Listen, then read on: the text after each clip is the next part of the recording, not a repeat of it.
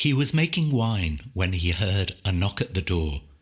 Hands carefully directing the siphon from bucket to demijohn, he shouted, "Come in!" He assumed it was his local farmer, or perhaps a parcel being delivered. Living remotely in the Welsh countryside, he rarely locked the door. And there she was, perhaps early 30s, and staggeringly beautiful. Her hair, not quite blonde, but trying to be. The brown that remained contributed to a striking individuality. "You're busy?" she said in a French accent. "Yes," he mumbled, peering up from the bucket and probably smelling of elderflower. "Sorry, but have we met?" "No," she replied hesitantly. "Perhaps I can sit here until you have finished? I have something important to discuss." A man of nearly 60, when confronted by a beautiful foreign woman in her 30s, moves more swiftly than usual. Unconsciously, he tries to appear younger than he is. He abandoned the winemaking, leaving the demijohn half empty, and reeled hopelessly, as was his custom every 10 years or so. "I'll put the kettle on," he ventured clumsily. "What will you put it on?" she joked. But he didn't laugh. He was concentrating hard on not concentrating on her. He was captivated. And then she dropped the bomb. "I believe I'm your daughter." "What?" "I think you heard." "Yes, but, he stammered. "I'm sure it's a lot for you to take in. I've had about 30 years to digest the information." He could feel the gears shifting in his primal brain from a sexual response to a protective concern. Or was he forcing himself in such a direction? "I don't know how do you know we are related?" "I'm your daughter." She was looking straight into his eyes. No hesitation, no shame, no uncertainty, no blame. This was a strong woman. She made him feel immature. No, he had to remember what he'd spent many years finding out. No one can make you feel anything. One does that to oneself. But in that moment, it was as if she was the parent and he was the child. He wanted to dive into the past, find out her story. Instead, he managed to locate a calm space. "What's your name?" he asked.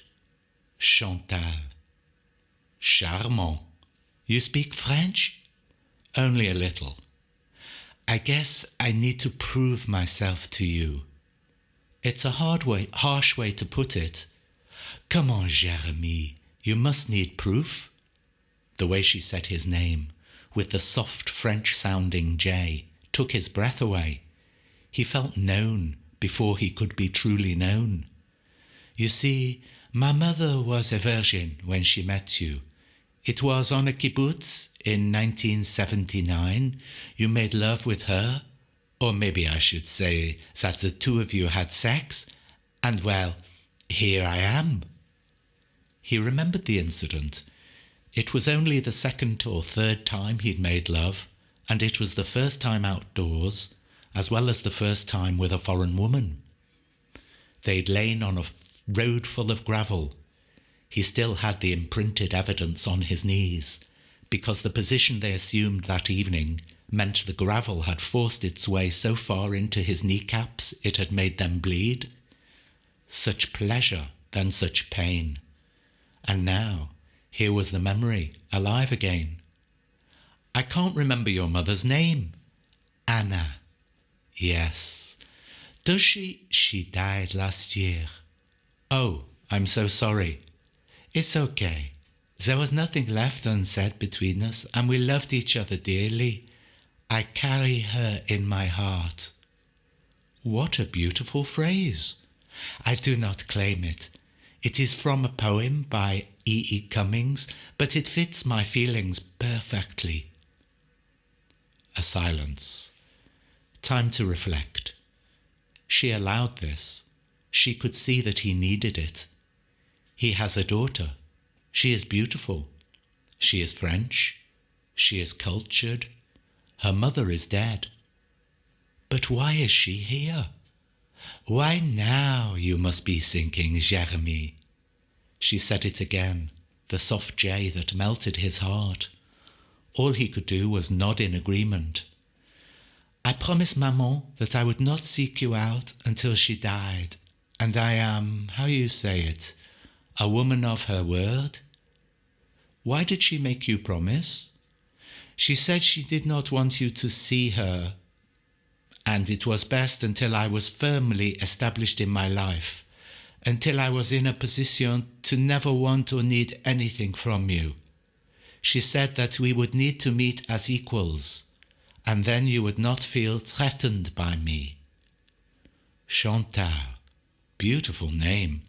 I have so many questions. Will you stay for dinner? Or perhaps it would be nice to go out somewhere. Mais bien sûr. We have a lovely informal Portuguese restaurant about 10 minutes away. It sounds parfait. Do you have other children, Jérémie? Well, not really. You hesitated. We had a child, but she died when she was 3. Leukemia. Oh gosh, I'm so sorry, Jérémie. I would not have said anything. It's fine. I've told the story so many times. It comes out of my mouth automatically, but it never leaves my heart. Like you said, I carry her in my heart. They sat in silence, the one gazing inside at his unforgotten treasure, the other gazing outside at her unforgotten treasure. The wine is very good, Jérémie. That's a compliment from someone who comes from the land of the grape. Do you remember my mother? I have a vague memory of her face, but it wasn't a serious relationship. Don't be shy with me, Jérémie. My mother told me everything. I know it was a one-night stand. He wondered if her mother had told her of the blood that trickled over her body from his pockmarked knees. But what do you mean about her not wanting to see me? She thought that if I traced you while she was alive, then you would want to meet up with her again. And what would have been wrong with that? She was ill for a long time before she died, and she did not want you to see her like that. She hoped that you remembered her with some fondness. But clearly, you don't really remember her. I'm sorry, but it's very vague in my mind. You were everything to her. I don't understand. You were her first and her last. We only spent one evening together, Chantal. Yes, but for her, that evening lasted a lifetime. She had a photograph of you in pride of place for all my growing years. She never had another relationship. She brought me up with great love, all on her own. When I was young, she told me that you were working in England and found it hard to get home. But as I grew older and my question became more penetrating, she told me the truth. At 14, I begged to see you, and I even hitchhiked to England with barely enough money to pay for my ferry. Of course, I could not find you, and my mother had to come and find me. Gosh, all of this happening without me knowing anything. You don't know the half of it. A slightly menacing voice, a voice he had not detected until that moment. Maybe the 3rd glass of wine was too much for her. What don't I know? Tell me, Chantal. We've got this far already, so we should continue. I am tired, she said, ignoring the question, and I have nowhere to stay. Perhaps I can stay in your house? You abandoned me for all my life. You owe me this. Of course you can stay, but I didn't abandon you. I'm sorry you feel that way. I would never have abandoned you. How can you abandon someone you didn't know existed? Pardon me. I am a little tipsy. I am so sorry. It's just my clumsy way of saying how I felt when I was growing up. I felt abandoned, loved and abandoned at the same time. Jeremy gesticulated to the waiter, and 5 minutes later, they were in his car and on the way home. I'll show you to your room then. Wait, Jeremy, come and sit next to me. I won't bite you. He sat next to her. Until that moment, he had not been so close. His heart trembled, and just like earlier, he could not tell which part of his primal brain the feelings were coming from, the protective side or the sensual side. Her perfume reached him. Her hair seemed to sparkle, her voice so soft, and then she said it.